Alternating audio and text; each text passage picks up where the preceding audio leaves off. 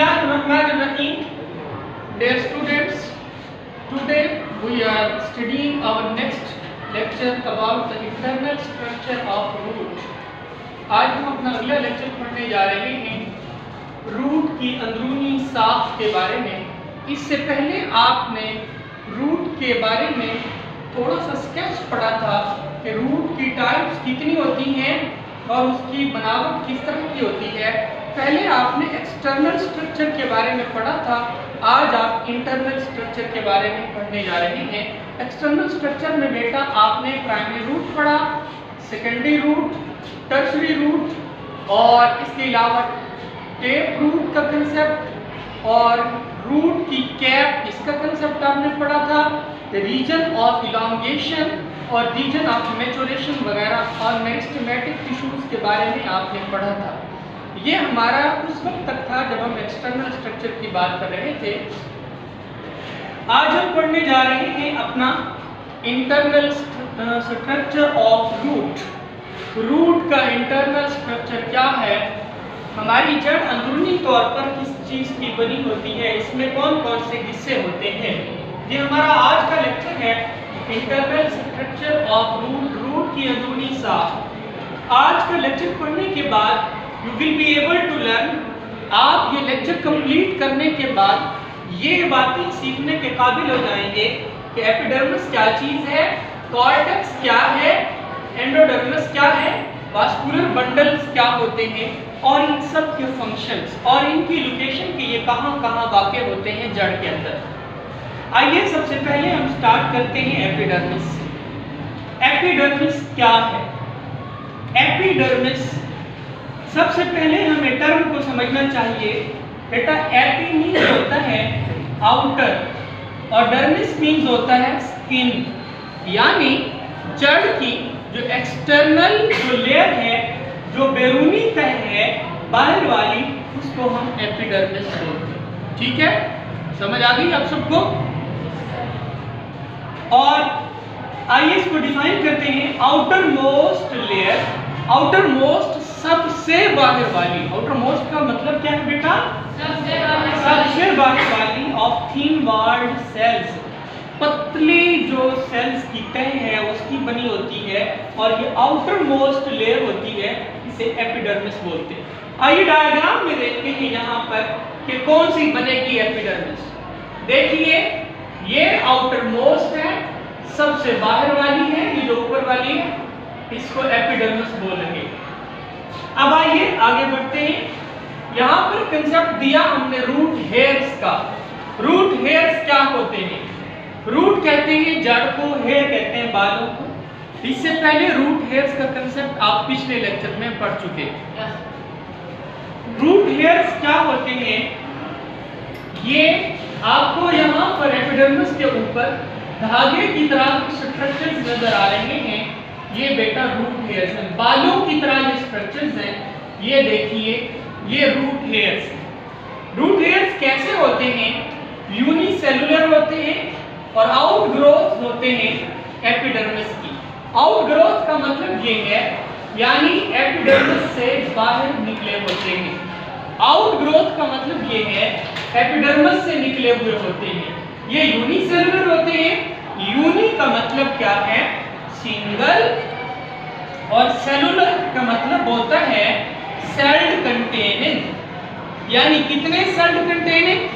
Single celled containing. जब भी unicellular की टर्म आएगी बेटा, आपने याद रखना है कि यूनिसेलुलर का मतलब सिंगल सेल्ड कंटेनिंग, यानी रूट हेयर्स जो होते हैं हमेशा यूनिसेलुलर होते हैं और एपिडर्मिस की आउट ग्रोथ होते हैं, एपिडर्मिस से ही बाहर निकलते हैं। ये समझ आ गई आपको? Root hair unicellular outgrowth से, जिनको क्या बोलते हैं? Root hairs. अब आइए इनके फंक्शंस की तरफ बढ़ते हैं। एपिडर्मिस के फंक्शंस क्या हैं, इसके काम क्या है? फंक्शंस ऑफ एपिडर्मिस में सबसे अहम और सबसे पहला काम एपिडर्मिस का प्रोटेक्शन। क्योंकि जो आउटर चीज होती है, जो आउटर कवरिंग होती है, जो आउटर तह होती है, उसका काम क्या होता है बेटा? हिफाजत करना, प्रोटेक्ट करना। जैसे हमारी बॉडी है, बॉडी के बाहर वाली जो लेयर है वो हमारी बॉडी की क्या करेगी, प्रोटेक्शन करेगी। एपिडर्मिस भी तो इसलिए कह रहे हैं कि एपी का मतलब आउटर है और डर्मिस मतलब स्किन है। समझ आ गई? पहला काम एपिडर्मिस का क्या हुआ, प्रोटेक्शन, रूट की प्रोटेक्शन करना। दूसरा काम एब्जॉर्प्शन। एब्जॉर्प्शन का मतलब होता है जज़ब करना, इंजज़ाब। क्या जज़ब करना, पानी को, नमकियात वगैरह और मिनरल्स को जज़ब करने का काम हमारी एपिडर्मिस करती है। हमारा एपिडर्मिस कंप्लीट हुआ, इसके बाद हम आगे बढ़ते हैं। दूसरा है हमारे पास कॉर्टेक्स। सबसे आउटर लेयर कौन सी होगी बेटा, एपिडर्मिस। अब उससे अगली जो होगी वो कौन सी होगी, कॉर्टेक्स। यूं समझ लीजिए ये एपिडर्मिस, ये वाली, ये बाहर वाली, इससे अंदर की तरफ जो है ये दूसरा हाथ मैंने जो रखा हुआ है इसको आप समझ लीजिए ये कॉर्टेक्स। आइए इसको समझते हैं। Cortex inside the epidermis, epidermis के अंदर की तरफ many layers of thin walled rounded cells. ये एपिडर्मिस के अंदर की तरफ है और इसकी बहुत सारी तहें होती हैं जो कि किस चीज की बनी होती है बेटा, राउंडेड सेल्स की। देखिए जरा यहाँ पर एपिडर्मिस के बाद मैंने ये जो राउंडेड सेल्स की लेयर्स बनाई हैं, ये बहुत सारी लेयर्स मैंने बनाई है, 1 2 3 4 5, ये सारी लेयर्स मैंने किस चीज की बनाई है बेटा, राउंडेड सेल्स, कॉर्टेक्स की। और ये कॉर्टेक्स के कौन से सेल्स हैं, राउंडेड सेल्स हैं। समझ आ गई आपको डायग्राम से? एपिडर्मिस क्लियर हुआ, रूट हेयर क्लियर हो गया, इसके बाद कॉर्टेक्स समझाया मैंने, कॉर्टेक्स भी क्लियर हो गया। आगे बढ़ते हैं। कॉर्टेक्स का फंक्शन क्या होता है, वाटर और मिनरल्स को क्या करना बेटा, जज़ब करना। किससे, रूट हेयर से, फिर उनको भेज देना टुवर्ड द जाइलम। अब मेरी बात सुने, यहां से ये जो मैंने डायग्राम में हिस्सा बनाया है ये पानी है और मिनरल्स। पानी और मिनरल्स को कौन ले रहा है डायरेक्ट, रूट हेयर्स ले रहे हैं। रूट हेयर्स लेने के बाद इस पानी और मिनरल्स को किसे दे रहे हैं, कॉर्टेक्स को बेटा। कॉर्टेक्स के बाद हमारे पास ये जाइलम और फ्लोएम है, ये पाइप होते हैं जाइलम के, इन पाइपों में, और ये फ्लोएम का हिस्सा है जहां पर खुराक मौजूद होती है। अब यहाँ पर पानी और नमकियात वास्कुलर सिस्टम में जब एंटर होंगे तो वो किसको दिए जाएंगे, क्योंकि पानी और नमकियात किसको दिए जाते हैं, जाइलम को। तो इसलिए हम यहाँ बोल रहे हैं कि कॉर्टेक्स का फंक्शन ये है कि पानी और मिनरल को जज़ब करके रूट हेयर्स के जरिए जज़ब करने के बाद उनको ट्रांसपोर्ट किया जाता है जाइलम की तरफ। किससे गुजरते हुए, कॉर्टेक्स से। ये बीच का रास्ता कॉर्टेक्स है ना, कॉर्टेक्स से गुजरकर आगे पानी किसकी तरफ जा रहा है, जाइलम की तरफ जा रहा है। समझ आ गई बेटा? इसके बाद नेक्स्ट है हमारे पास एंडोडर्मिस। अब पहले एपिडर्मिस, दूसरे नंबर पर कॉर्टेक्स, तीसरे नंबर पर एंडोडर्मिस। एंडो मीन्स क्या है, इनर, और डर्मिस मीन्स क्या है, स्किन। सबसे पहले टर्म को समझिएगा। एंडो मीन्स क्या है, इनर, और डर्मिस मीन्स क्या है, स्किन। यानी इनर मोस्ट लेयर, यानी अंदर वाली सबसे अंदरूनी लेयर, सबसे अंदरूनी तह कॉर्टेक्स के अंदर की तरफ। पहले एपिडर्मिस, फिर कॉर्टेक्स, इसके बाद क्या चीज आ गई बेटा, एंडोडर्मिस। अब एंडोडर्मिस क्या है, मैं यहाँ लेबल कर देता हूँ अभी। Inner most layer of cortex, barrel shape. Barrel समझते हैं, बैरल का मतलब होता है ढोल की तरह का, पीपे की तरह का। मैं यहाँ बना देता हूँ, ये मैंने बनाए हुए, ये देखिए, ये बैरल शेप, ये बैरल शेप। इस शेप के जो सेल्स हैं वो एंडोडर्मिस में पाए जाते हैं। Inner most layer of cortex, cortex के अंदर की तरफ वाली जो लेयर है उसको एंडोडर्मिस बोलते हैं। उसमें क्या होते हैं? बैरल शेप सेल्स होते हैं। कॉर्टेक्स में कौन सी शेप के सेल्स थे? राउंडेड सेल्स थे। इसको ये जो पूरी लेयर है जिसमें बैरल शेप सेल्स हैं, इसे हम क्या बोल रहे हैं बेटा? बोलिए, क्या बोल रहे हैं हम इसे?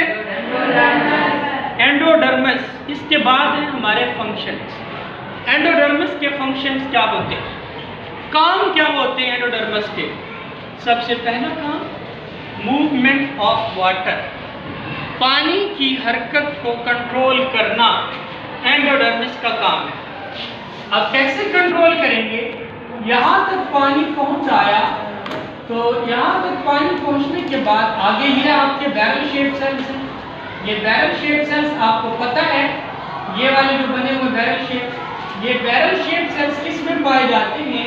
आपको मालूम है एंडोडर्मिस में पाए जाते हैं। अब एंडोडर्मिस के बैरल शेप से वाटर और मिनरल्स गुजरने के बाद किस में जा रहे हैं? इनर भी होते हैं और आउटर भी होते हैं, वास्कुलर सिस्टम। वास्कुलर सिस्टम में दो तरह के टिश्यूज होते हैं, जाइलम और फ्लोएम, हम ये आगे पढ़ते हैं। फिलहाल आप एंडोडर्मिस के फंक्शंस को फोकस कीजिए। पानी की मूवमेंट और हार्मोन्स की movement into and out of vascular system. ये अगला सिस्टम है वास्कुलर सिस्टम। वास्कुलर सिस्टम के अंदर और बाहर की तरफ पानी और हार्मोन्स की हरकत को कंट्रोल करना एंडोडर्मिस का काम होता है। समझ आ गई बेटा? अब यहाँ पर सवाल पैदा होता है, वाटर की तो आपको समझ आ गई, अब हार्मोन्स क्या होते हैं? हार्मोन्स खास किस्म के केमिकल्स होते हैं, केमिकल सब्सटेंसेस होते हैं जो कि पौधे की ग्रोथ के लिए इंतहाई ज़रूरी होते हैं, पौधे की नशोनुमा के लिए इंतहाई ज़रूरी होते हैं। ये हार्मोन्स सब्सटेंसेस, ये ऐसे केमिकल सब्सटेंसेस हैं जो पौधों में भी पाए जाते हैं और जानवरों में भी पाए जाते हैं। पौधों के हार्मोन्स की example, for example gibberellins hormones वगैरह, इसी तरह और भी बहुत सारे हार्मोन्स हैं। पौधों में हार्मोन्स का काम क्या होता है? फलों को पकाना और इसके अलावा और भी बहुत सारे काम होते हैं, हम आगे डिटेल में पढ़ेंगे बड़ी क्लासेस में। आइए हम चौथे पॉइंट की तरफ बढ़ते हैं। वास्कुलर सिस्टम, कॉर्टेक्स की समझ आ गई, एंडोडर्मिस की समझ आ गई आपको। अब हम पढ़ने जा रहे हैं वास्कुलर बंडल्स या वास्कुलर सिस्टम। वास्कुलर कहते हैं वेसल को। वेसल का मतलब होता है नाली, क्योंकि ये निज़ाम नालियों पर मुश्तमिल होता है। पाइप होते हैं, अल्लाह ताला ने पाइप बनाए हैं पौधे और पानी और नमकियात या मिनरल्स की ट्रांसपोर्ट के लिए, इसलिए इस सिस्टम को वास्कुलर सिस्टम बोला जाता है। वास्कुलर सिस्टम में दो किस्म के टिश्यूज हैं, जाइलम और फ्लोएम। जाइलम का काम होता है transport of water plus minerals, पानी और नमकियात की ट्रांसपोर्ट करवाना बेटा, ये जाइलम का काम है। देखिए यहाँ पर ये जो मैंने बनाए हैं ये पाइप है बेटा, ये जाइलम है, इनका काम है वाटर और मिनरल्स को ट्रांसपोर्ट करवाना। और फूड की बात करें तो फूड को ट्रांसपोर्ट करवाने के लिए हमारे पास जो है फ्लोएम है। याद रखने के लिए मैंने आपको समझा दिया, फ्लोएम पीएच की जो साउंड होती है वो फेक ही होती है, और फूड को जब हम लिखते हैं FOOD तो फूड के F की जो साउंड है वो भी फे से होती है। अब आपको याद रहेगा कि जो फ्लोएम होते हैं उनका काम है ट्रांसपोर्ट ऑफ फूड, खुराक की ट्रांसपोर्ट करना। आइए अब जरा डायग्राम को एक बार देख लेते हैं। सबसे पहले बेटा हम एपिडर्मिस की बात करें। एपिडर्मिस में रूट हेयर्स हैं, रूट हेयर्स पानी और मिनरल्स को एब्जॉर्ब कर रहे हैं। इसके बाद ये पानी और नमकियात एपिडर्मिस से गुजर कर किसको मिल रहा है? कॉर्टेक्स को। ये कॉर्टेक्स से होते हुए पानी एंडोडर्मिस के ये जो बैरल शेप सेल्स हैं यहाँ से गुजर कर किसको मिल रहा है? वास्कुलर सिस्टम को।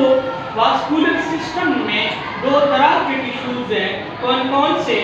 जाइलम और फ्लोएम। जाइलम का काम क्या है? पानी की तरसील करना। फ्लोएम का काम क्या है बेटा? खुराक को ट्रांसपोर्ट करना। ठीक है, आपको उम्मीद है ये टॉपिक समझ आ गया होगा। अल्हम्दुलिल्लाह हमने आज अपना रूट सिस्टम कंप्लीट कर लिया। इसके बाद फिर हम आगे बढ़ेंगे शूट सिस्टम। जितना आपके लेवल तक इसकी डिटेल थी वो हमने क्लियर कर ली है। ये बातें आपने अपने होमवर्क में भी लिख के लानी है, ये डायग्राम बना के लानी है, हर एक हिस्से की डिटेल लिख के लानी है और हर एक पार्ट का जो फंक्शन है बेटा वो भी लिख के लाना है। Thank you so much.